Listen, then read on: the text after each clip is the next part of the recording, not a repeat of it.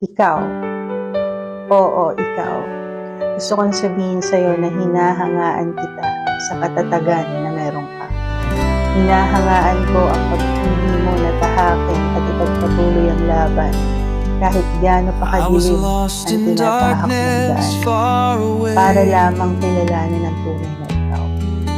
Alamin ang katotohanan sa mundong ito. Walang takot na hirap ngayon.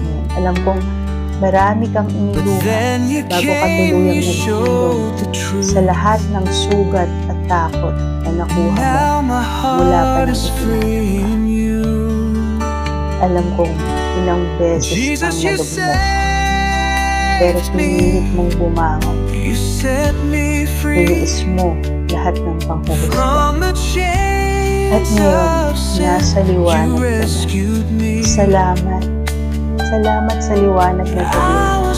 Salamat sa liwanag na binibigay mo sa planetang ito. Alam naman natin na every time we heal ourselves, it creates energy that projects to the world. Kaya every time you heal, the world heals too. Ang malinis mong puso na malaya na sa pait ng nakaraan, yan ang nagsisilbing liwanag ngayon sa mundo. Hindi man nakikita ng mga mata, ngunit ang liwanag na yan ay nagbibigay ng daan upang manumbalik ang ganda ng planeta ito. Alam kong reason mabigat ang energy dahil patapos na ang taon. May panahon na wala ka na halos paritang dahil hindi na ito ang mundo na para sa iyo. Alam kong ito sa inyo paramdam mo.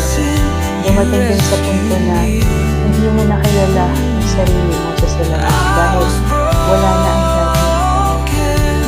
Ang nakikita mo ngayon ay ang taong puno ng kaalaman at karanasan, nagliliwanag, nag-aalat. Selfish spiritual warriors, hangad ko ang patuloy ng pagpili sa liwanag kahit gaano kadilim ang daan sa tunay. Nawa ay lagi mong pairanin sa puso at amanin para sa mundo.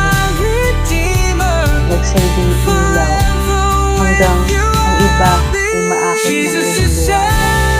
At gaya mo, pipiliin ang daan upang magtulong. Piliin na tahakin ng liwanag kaysa manatili sa dilim. Hanggang sa dumami ang pusong nagtataglay ng liwanag.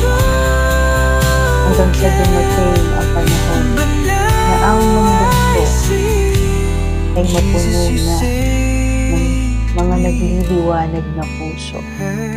Puno ng pagmamahal, kaligayahan at kasiganahan.